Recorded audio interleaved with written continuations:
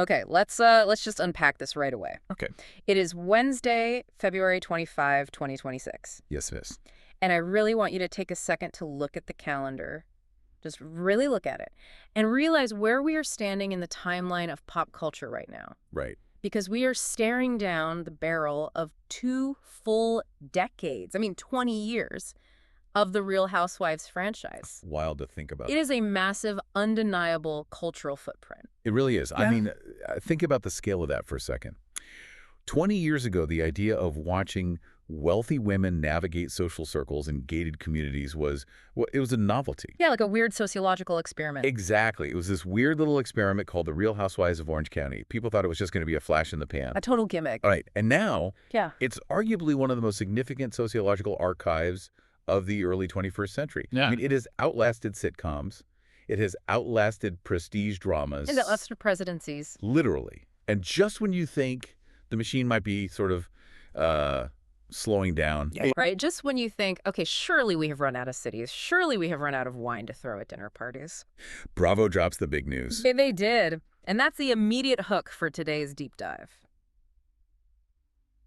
Bravo has officially announced the premiere date for the newest installment. We are heading to the Northeast, but not the city.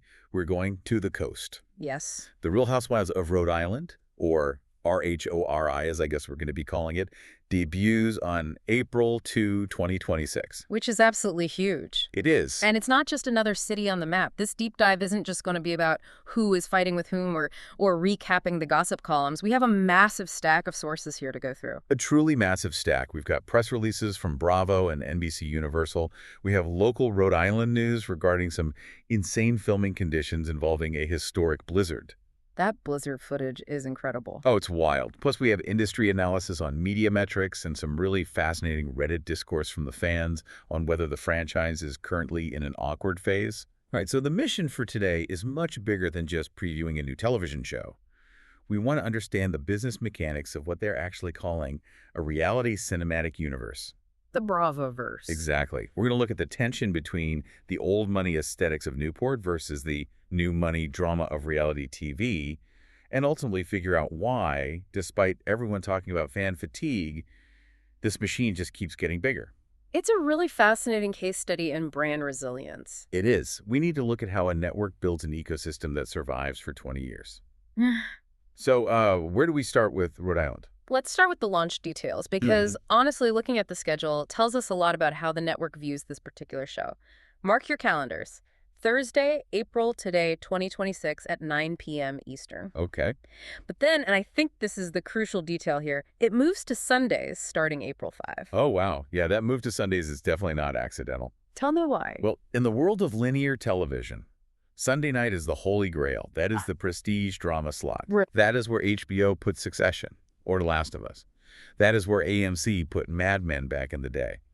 By moving a new Housewives franchise to Sunday nights, Bravo is signaling that they are banking heavily on this. They aren't hiding it on a Tuesday night. Exactly. They aren't burying it. They're making it the anchor of their entire week. It's a massive statement of confidence. And let's talk about the setting, too. The Ocean State. It is the smallest state in the Union. And the marketing tagline is practically writing itself here. Small state, outsized drama. Of course. But here's where it gets really interesting for me, the filming backdrop.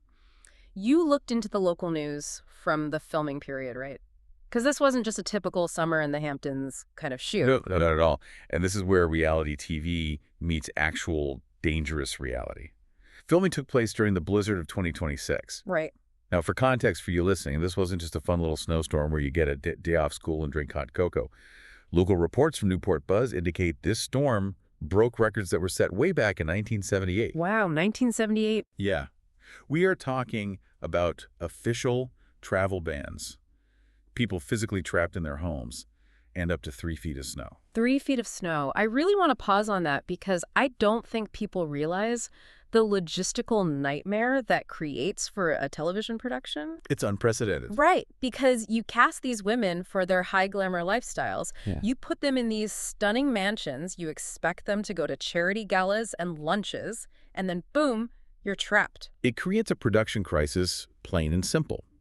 But from a storytelling perspective, It creates a cabin fever dynamic that you usually only see on shows like Big Brother. Oh, that's a great comparison. Right. Usually Housewives shows rely on movement. You go to the boutique, you go to the dinner party, you go on a cast trip to Mexico. Yeah. The movement drives the plot. The changing of scenery. Exactly.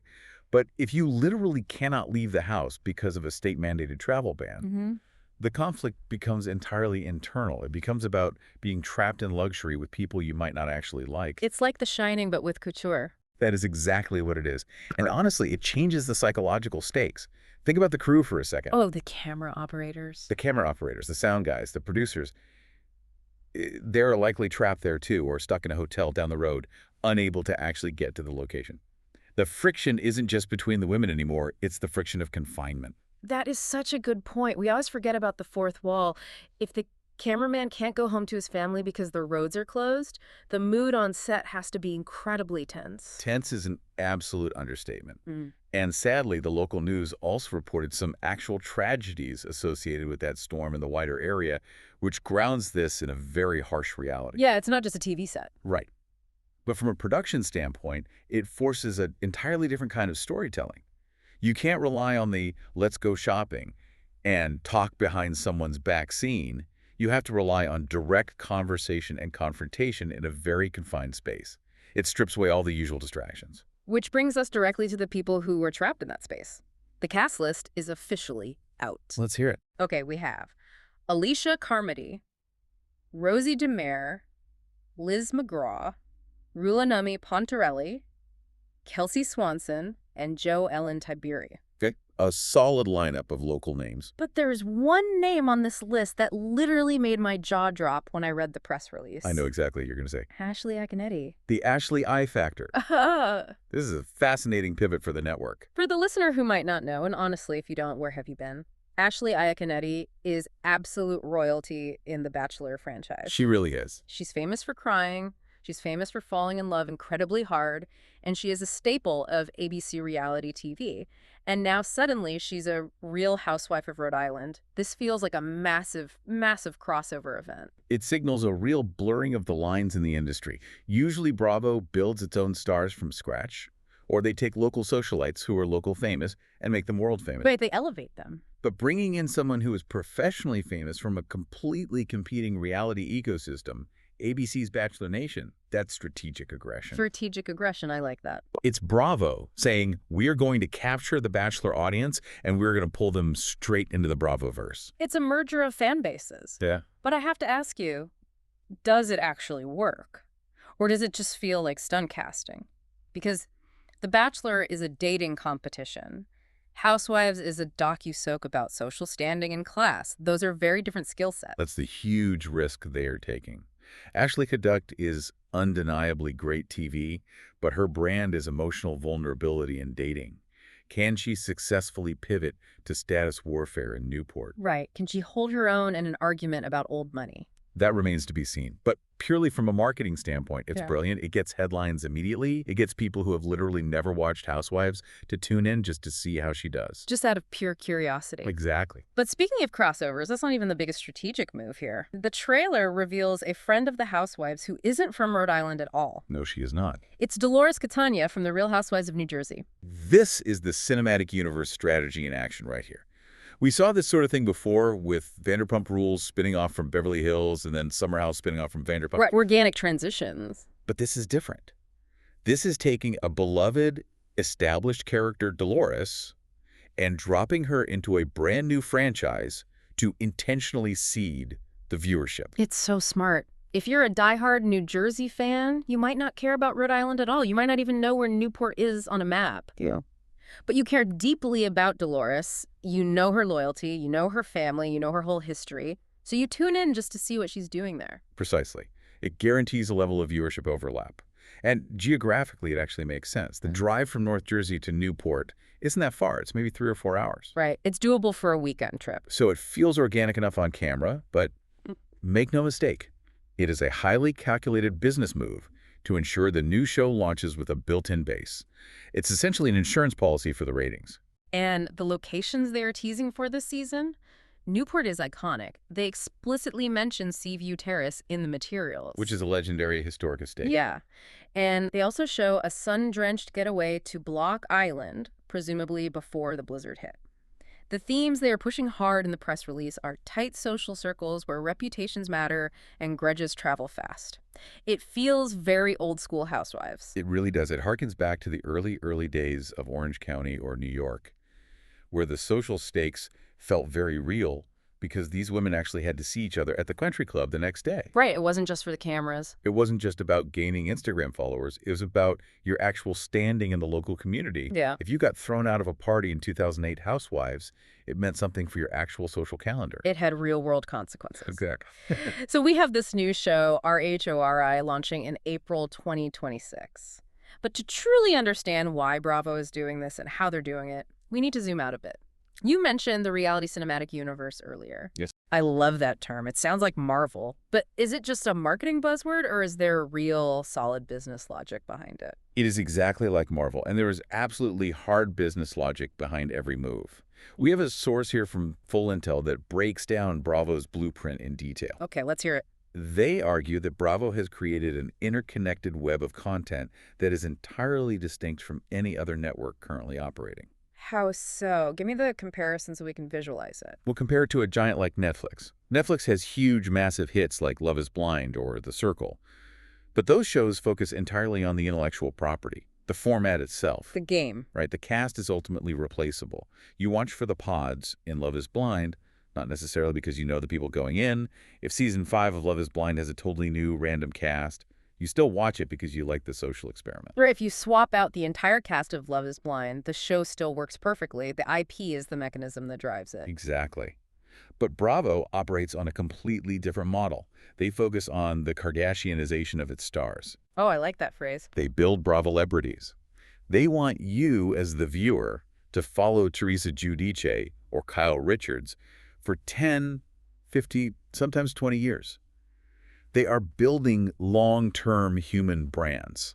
But that seems inherently riskier, doesn't it? Because humans are messy. Humans can demand significantly more money when their contracts are up. Humans can get canceled. A pod on Netflix can't get canceled. It is way riskier. But the payoff is exponentially higher.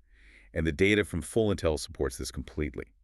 The source mentions that headlines combining a Bravo-lebrity's name with an event drive significantly more readership than the event name alone. Give me an example. People care about the people. Yeah. If you have a headline that just says BravoCon tickets on sale, it gets a certain baseline amount of clicks. But if you have a headline that says Teresa Giudice and Melissa Gorga will be at BravoCon, the clicks absolutely skyrocket. Because there's a narrative attached to those names. Exactly. That is the raw power of the human brand. And that drives the entire economic engine of the network. Because once you have that intense loyalty, you can sell the audience anything. You really can. The source notes that 70% of Bravo-lebrities cultivate their own personal brands off the show. 70%. Skinny Girl is the classic example. Right. The absolute gold standard of reality TV entrepreneurship. Yeah. But now it's everything. It's wine, it's makeup, it's swimsuits, it's toaster ovens. The show is just the vehicle. The show is basically an infomercial for their actual business. And the physical manifestation of all this synergy is BravoCon. Which has grown exponentially over the years. It started in 2019, missed a couple years due to COVID, obviously. And by 2023 and now into 2026, it is a massive cultural event.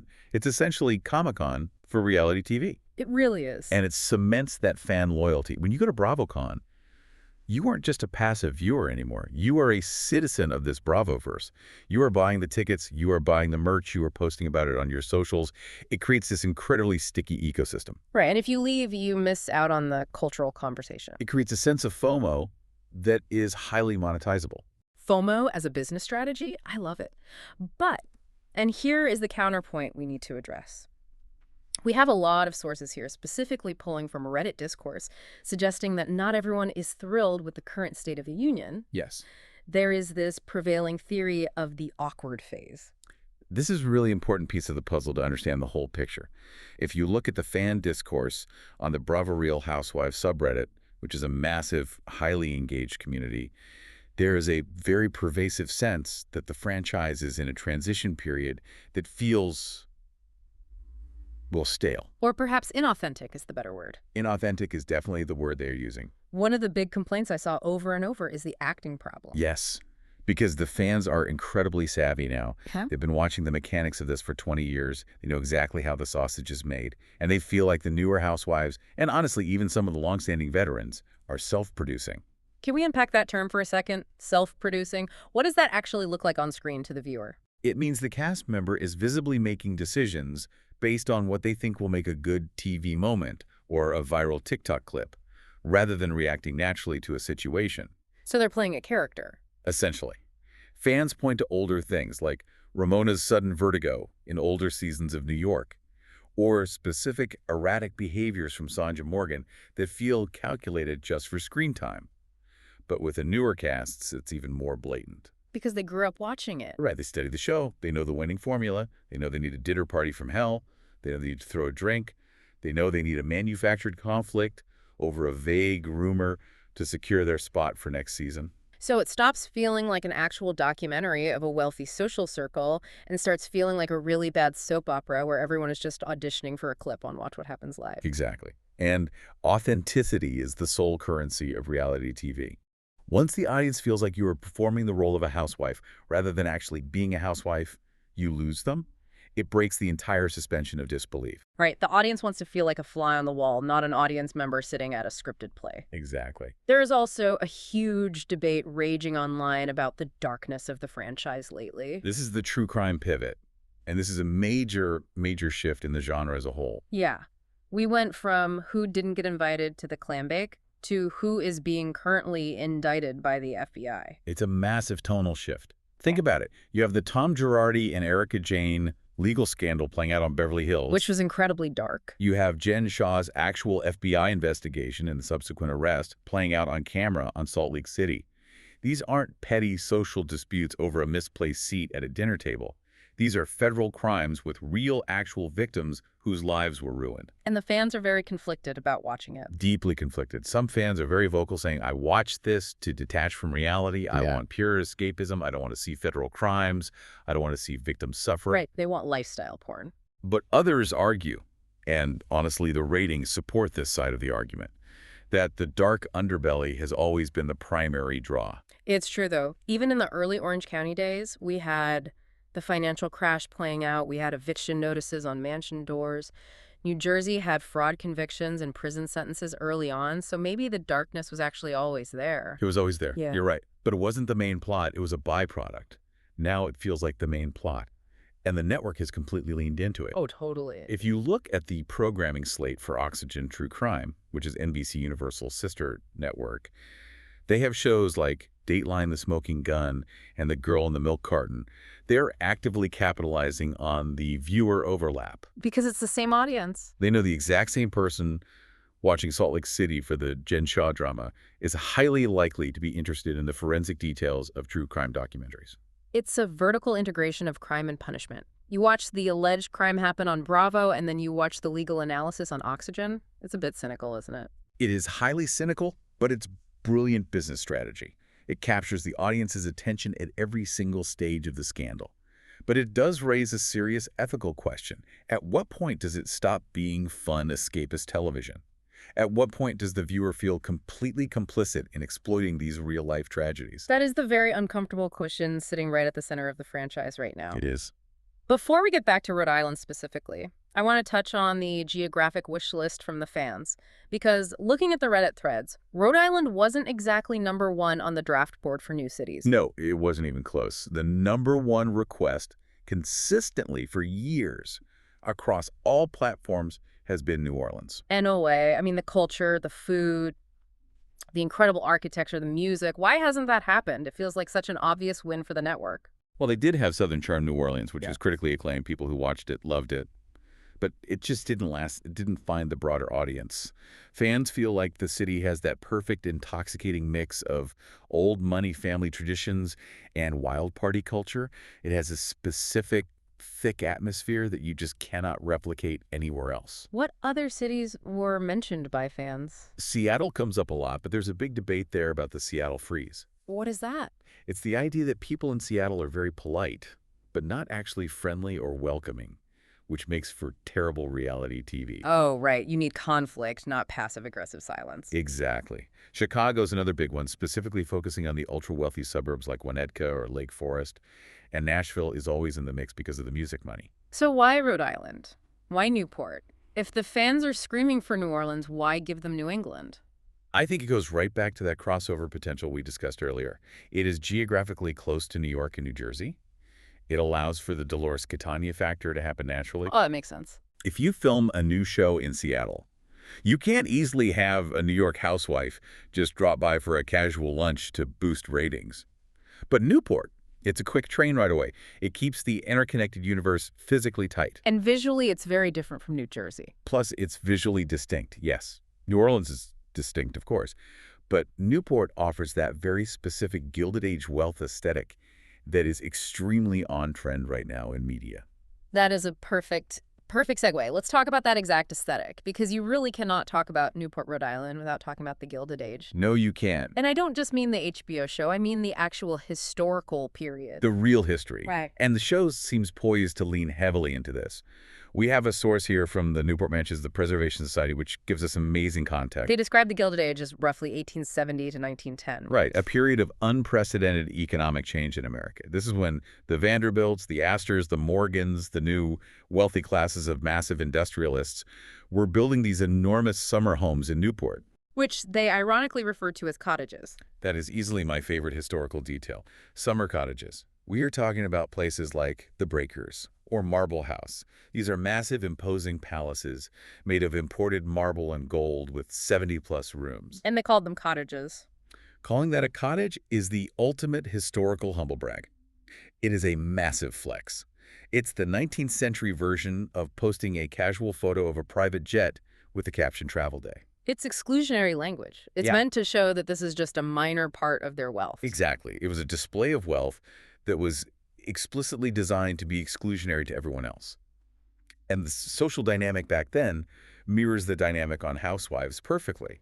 This is exactly why I think Newport is such a brilliant choice for a new city. Break that down for me. How does it mirror the show? The Gilded Age was entirely defined by the intense friction between old money New York society, the Knickerbockers who viewed these new industrialists as vulgar, tacky interlopers, and the new money families who were absolutely desperate for social validation. The classic new money versus old money battle. The Vanderbilts had literally all the money in the world, but they couldn't get into the prestigious opera boxes in New York because they weren't the right kind of family. So what did they do? They went to Newport and built their own bigger, better opera boxes. That is fascinating. So when we're sitting on our couches watching Real Housewives of Rhode Island and we see them at Seaview Terrace, or we watch them arguing about who is or isn't invited to the charity gala, we are basically watching the modern television version of that exact historical struggle. We are. We are watching people desperately perform wealth to gain social status. That is the core engine of the entire franchise. The only real difference is the camera crew. Right. In 1890, you threw a lavish ball and hoped the press wrote a glowing piece about it in the society pages. In 2026, you throw a drink across the table and hope it becomes a viral meme on TikTok. But the underlying psychological drive, that desperate need of, look at me, look at what I have, accept me into your circle, is identical. That honestly elevates the whole thing from just trashy reality TV to, well, almost a historical sociological reenactment. In a way, yes. Newport is acting as a character in the show. And it brings a certain weight to the proceedings. If you're fighting in a strip mall parking lot in New Jersey, it feels one way. It feels gritty and real. But if you're fighting in a gilded ballroom that was literally built by a railroad tycoon, it feels much grander. It legitimizes the petty drama. It wraps these small conflicts in a layer of historical prestige. Okay, so we have the deep history, we have the setup for the new show, but let's look at the actual business metrics again.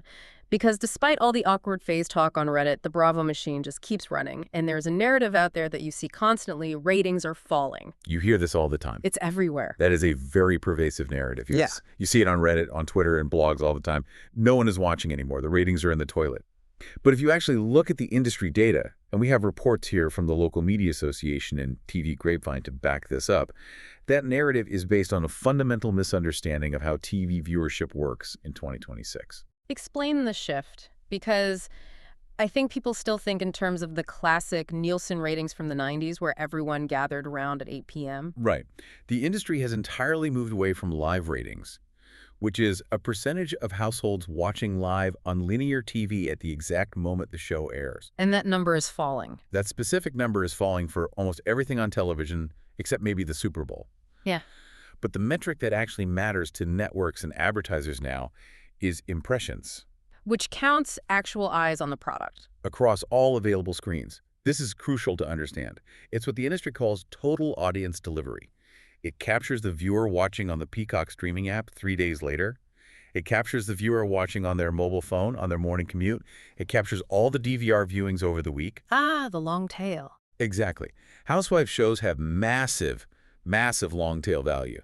People don't just watch the new episode on Thursday and forget about it. They binge entire old seasons over a weekend. They watch highlighted clips on TikTok or Instagram. All of that varied engagement counts towards the total impression metric. So when NBC Universal announces these sweeping renewals, and they have renewed almost every show in the franchise, it's because the total overall consumption is still incredibly high, even if the Thursday Night Live number looks small compared to 2012. NBCU is very confident in their data. The internal data shows Bravo consistently ranks #1 among key female demographics across all of cable. Shows like The Valley and Summer House are actually seeing notable viewership growth year over year. Which goes against the whole fatigue narrative. Completely. And 2023 was Bravo's best year ever on the Peacock platform. The streaming platform allows the universe to exist perpetually. Doesn't matter if you miss the broadcast at 9 p.m. on Tuesday. As long as you catch up by Sunday, you're in the ecosystem and your view counts. So the awkward phase might just be a feeling among the die-hard legacy fans who remember the good old days. But the cold, hard business metrics say the patient is perfectly healthy. The patient is thriving, honestly. The diehard fans are just suffering from nostalgia. They miss the early, raw, unpolished feeling of the show, the low-budget charm where people had normal-looking kitchens. Yes, the Tuscan kitchens. Exactly. But the broader modern audience is consuming the highly polished, heavily produced product in record numbers. And they are consuming it globally. This was the part of the research stack that really surprised me. The expansion isn't just targeting Rhode Island, it's targeting the world. It is a full-on global takeover at this point. We talked about the Ultimate Girls Trip spin-off concept earlier. Which is such a brilliant concept, by the way. Take the all-stars from all the different cities and put them on a high-end vacation together. It's like the Avengers team-up movie for reality TV. It is exactly that. And it breaks the fourth wall completely, which the fans love. They actually talk about the show on the show. They discuss their network contracts. They fight over their edits. They talk about producer manipulation. It's pure meta-commentary. That's fascinating. But look at the international locations they are using for these trips now. We have RHUGT South Africa coming up, which interestingly is set in Jamaica. Wait, pause. South Africa's set in Jamaica. Yes. The naming conventions are getting incredibly confusing for the casual viewer. It's the South African cast members, but they filmed the trip in Jamaica. Okay. And then there's another one called Ultimate Girls Trip Africa, which is actually set in Brazil and premiering in November 2025. Okay, someone in the marketing department seriously needs a map. Or maybe they just spin a globe in the office and point blindly. It's confusing, sure, but the overarching ambition is very clear. Global travel, high-stakes blending international casts. But even beyond the spinoffs, look at the massive growth of international franchises. This isn't just about American women fighting in American suburbs anymore. Yeah, listing these out from the press release is staggering. The Real Housewives of London premiering August 2025 on Hayu. Huge market. Antwerp in March 2025. Rotterdam coming in 2026. Rome launched in 2024. Munich in 2024. There are now over 21 distinct international adaptations of this format. 21. It proves that the core format, wealthy women, tight social circles, simmering conflict, is a universal human language. It translates perfectly to literally every culture, whether you are in Munich or Cape Town or Beverly Hills.